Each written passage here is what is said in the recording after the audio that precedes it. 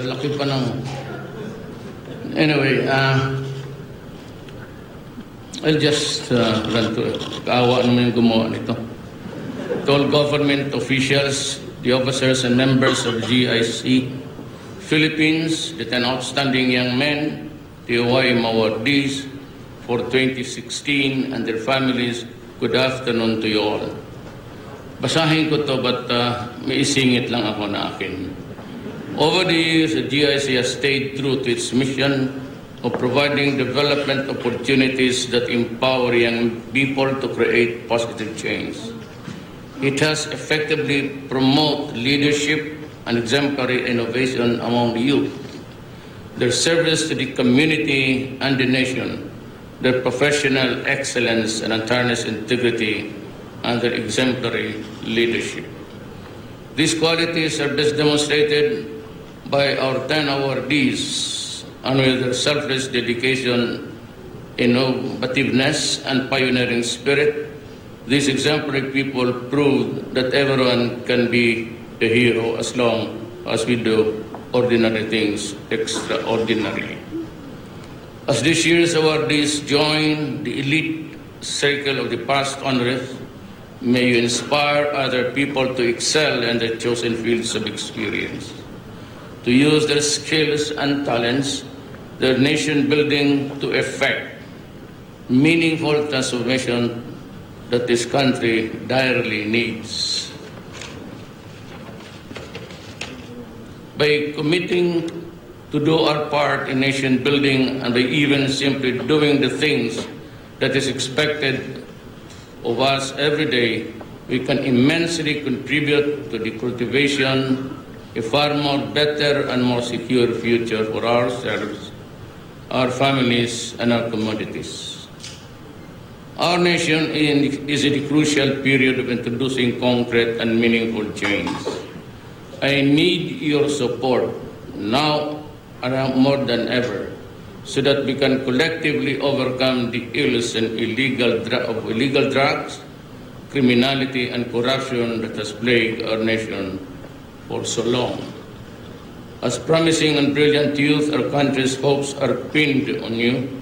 It is upon your shoulders that the foundation of a peaceful, prosperous, and progressive nation can be built.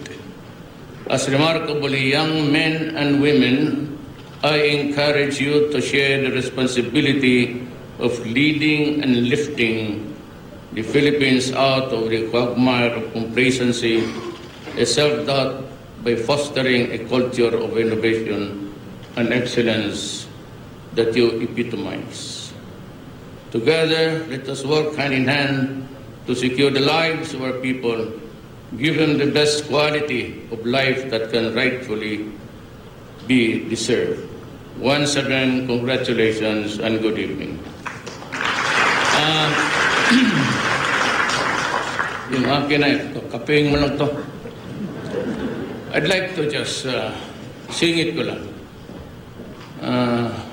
Please understand that when I ran for the presidency, I only promise, of course, added to the economic future that we envision, is the basic thing of eradicating or removing corruption, drugs, and criminality. Let me dwell on corruption. Kailangan tumulong kayo and you have to report. You did not really tell me your name. Just let me know there is something brewing in any of the agencies and departments. Yun lang. And there's an 8888 that's PTB4. You can dial the number and just state out your statement or your truth without even mentioning your name. Hindi na kailangan. And if you are maybe a little bit timid or afraid or outright ayaw mong gulo, maybe you can just buy a museum and throw it away after making the call. And I will take it to that. Alam mo, mahirap itong corruption. And I intend to not really stop it because nobody can. Even in other countries, despite or in spite of their progress and bounty, they're still at it. Dito, tingin ko, what has really pulled our country down, even in the years to come, without attributing it to a particular administration, because that would be unfair. Yung isa might have stolen more than the others. Hindi ko naman, but it's a bit generic, but relatively kung saan mo talagang ididiin yan. Pero we are, let me just give you an analogy of something like an airplane running at full speed on the runway for so many years but without really lifting. Wala, hindi tumataas. And so, that is what the Philippines is. Ako sa kaliit ko, probinsyano lang po ako. I come from a corner in Mindanao.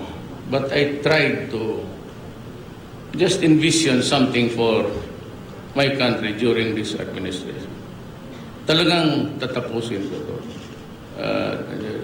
Today, I understand that 92 itong connected with the regulatory. Basta may regulation. That's what I hate about government intervening. The least government will intervene in your affairs, the better. Itong regulation, pinakamarami, kung it's 92 of them were fired, gave them the option of facing charges or more. Sabi ko, mag-resign kayo when you have become the pariah of this government. And do not expect me to be courteous even to you when I see you there out. And itong drugs, inom mo ng tubig kasi nagbabara yung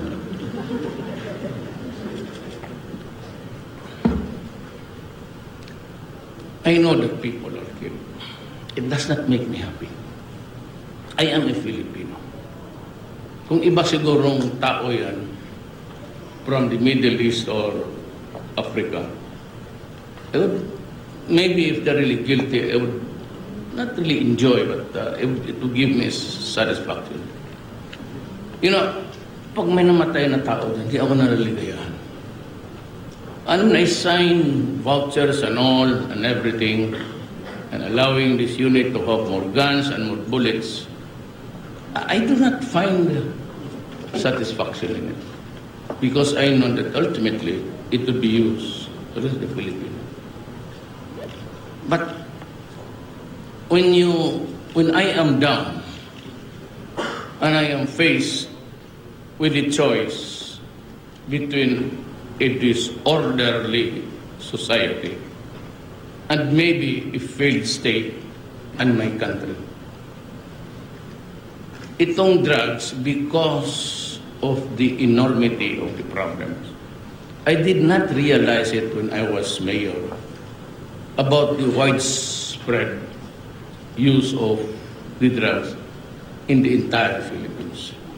I was just focused on my mayorship, and I wanted my place to just improve. And to this day, Davao is having a growth rate of 9, the highest. And you have been to Davao, I've seen all of you. And you go west and north-south, it's really booming. And they live in peace. Criminality is down to the barest minimum. That is how I envisioned my city when I became mayor in 1988. True that I am very hard. Ikaw ang bastos pa. Outright. And I kind of credit myself for that.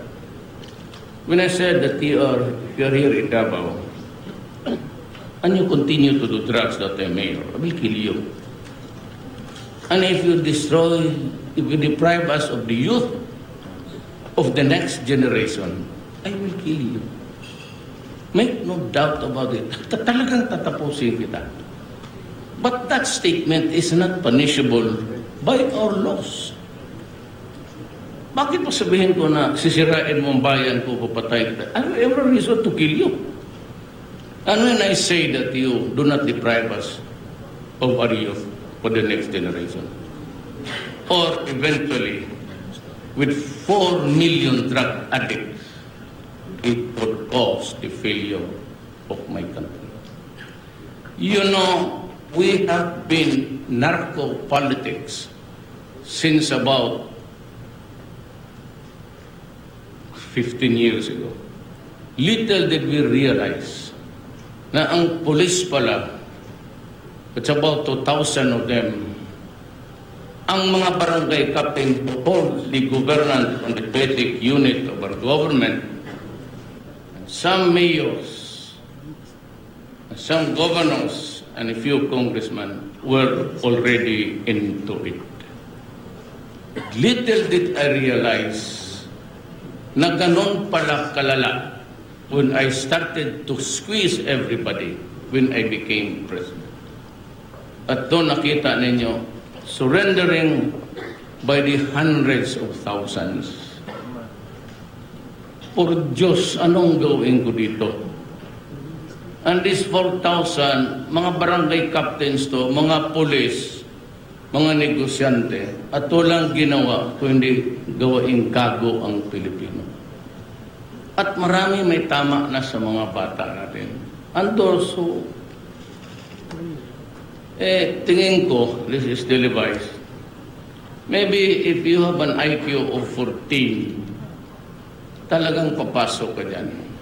And even lawyers and doctors, and even mayors. Ano ang mangyayari dito kung gano'n? Remember that 4 million is spread all throughout the country. And if nobody would interdict them then in the next 4 to 6 years, kung hayaan mo lang gano'n because ayaw mong pumatay, we are in a sorry state. Indeed, we are in a sorry state. That 4 million will contaminate another 10 million. Then it would be too late for us to really even save the country. And we would just like be the Latin American na yung mayor, she takes oath of office in the morning and then in the afternoon she's killed. And they choose who will be the governor and who will be the mayors.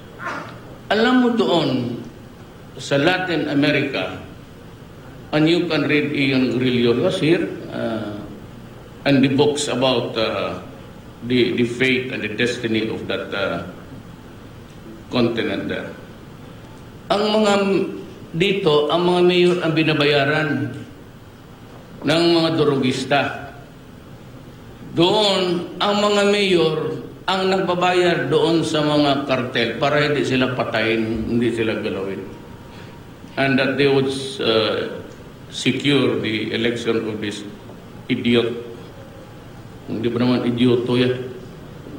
And no, I will not govern.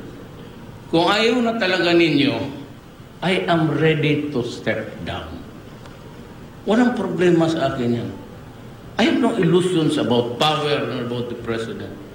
Kasi matupag, binulong ako kay Sir Manny Pangilinan. Sabi ko, kumusta? But sabi ko, if I were to go back in time, I would have not committed the same mistake. Totoo yan. So gano'n na lang. In Mindanao, there is no solution. Believe me and remember me for all time, because I'm telling you, nothing short of a federal setup would appeal tomorrow. Otherwise, we will continue to fight until kingdom come. Pass it on to the next generation, and we will still have the explosions and a lot of killings to decimate the population from so many millions to a few thousands. Maniwala kayo. Ako,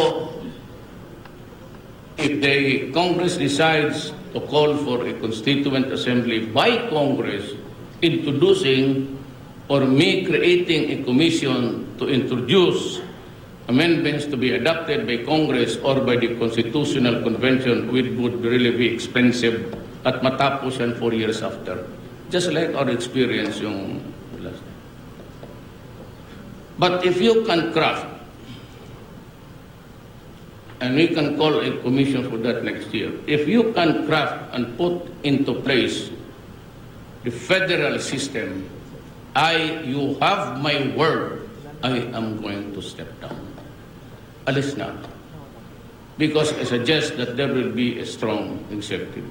It could not be like a parliament in England because it did not work.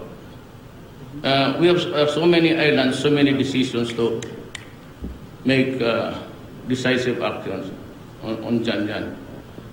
Remember, Britain, it was hit by terrorism and double-decker nila.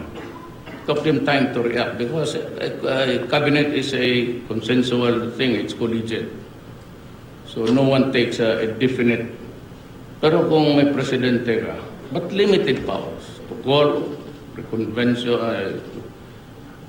to dissolve a parliament, call for new elections, then the power of being the commander-in-chief and of all armed forces, including the police, kasi armed forces yan, including the Capos.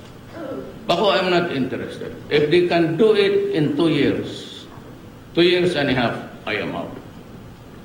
Because then I would not be eligible for any election. And of course, rightly so. Delikadesa yan, ikaw ang nagdadala dyan. Alis na ako. Pero sinabi ko, bantay kayo dito sa droga. Wala akong problema dyan sa mga pare. Talked about the sanctity of life.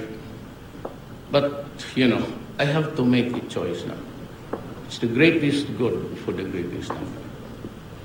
I cannot allow to run away itong.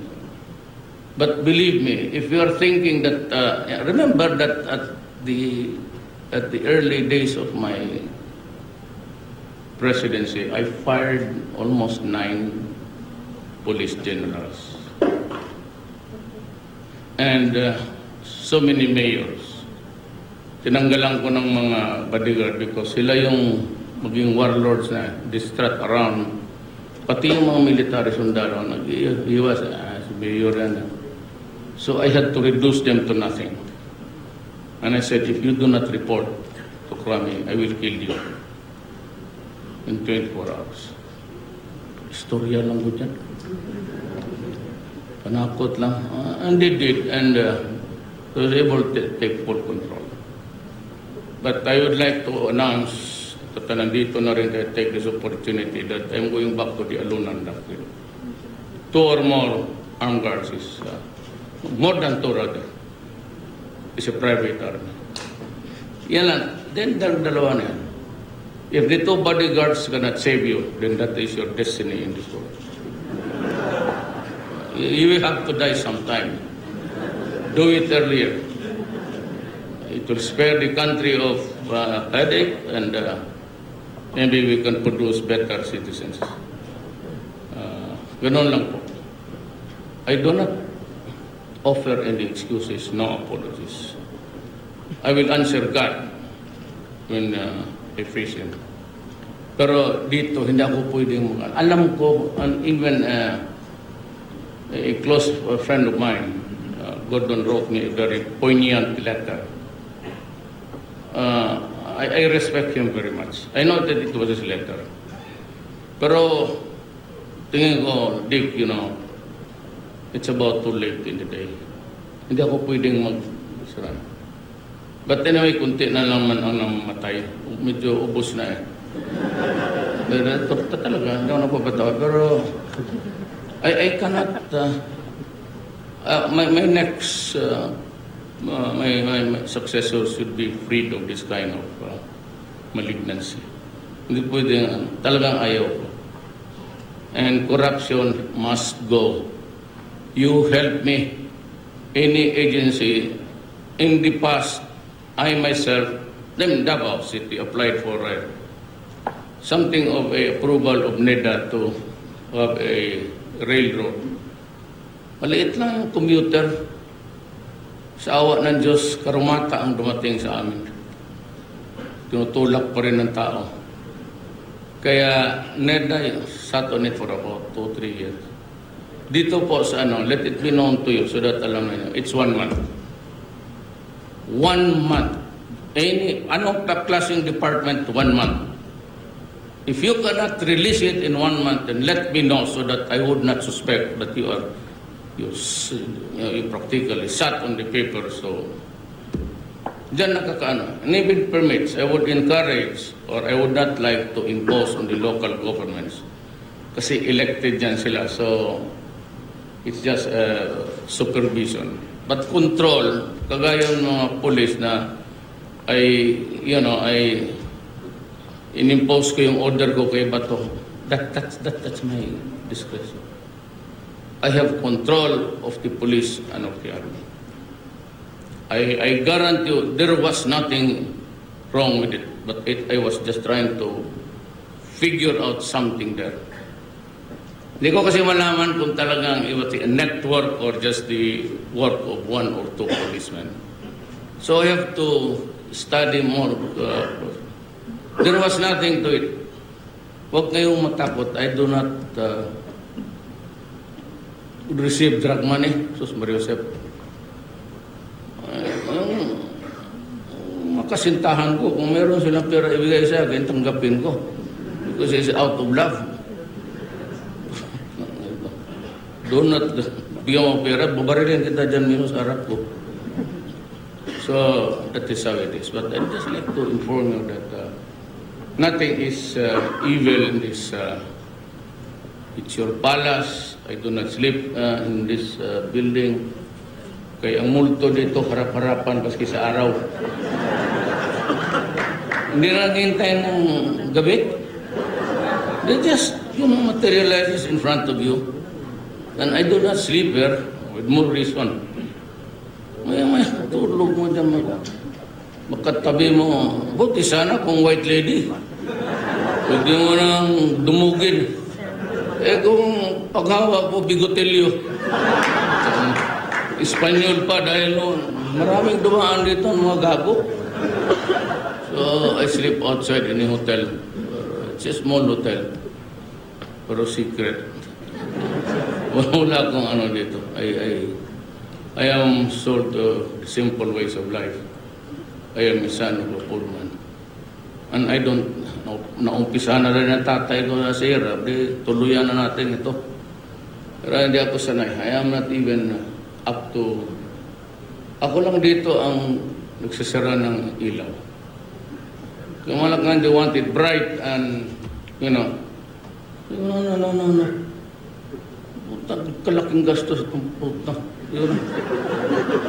Pati doon, yung aircon ko yung full blast. Hindi dyan sa pagbabago. I have to cross the river in coming here. Mahina yung lancha. I was late for about a few minutes.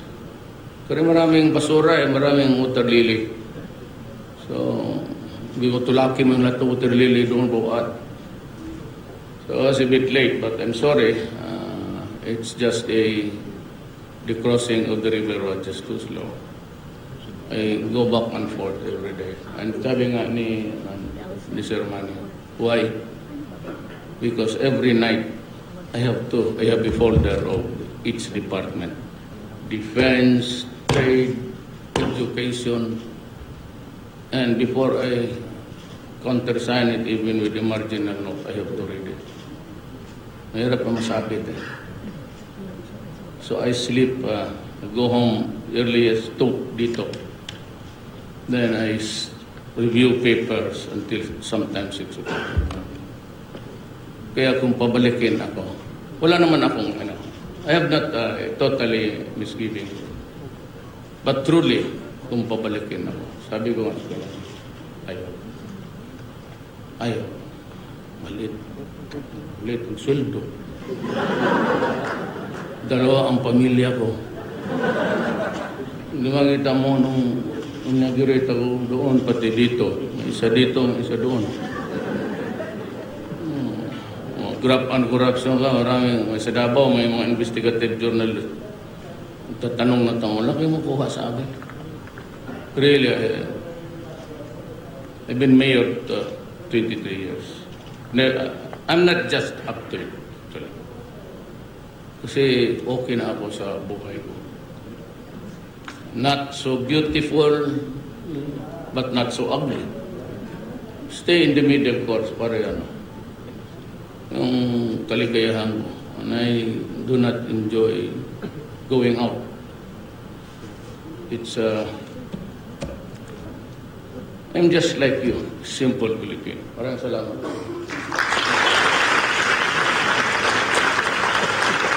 At yan ang naging talumpati ni Pangulong Rodrigo Duterte sa awarding ceremony ng The Outstanding Young Men and Women of 2016 sa Malacanang.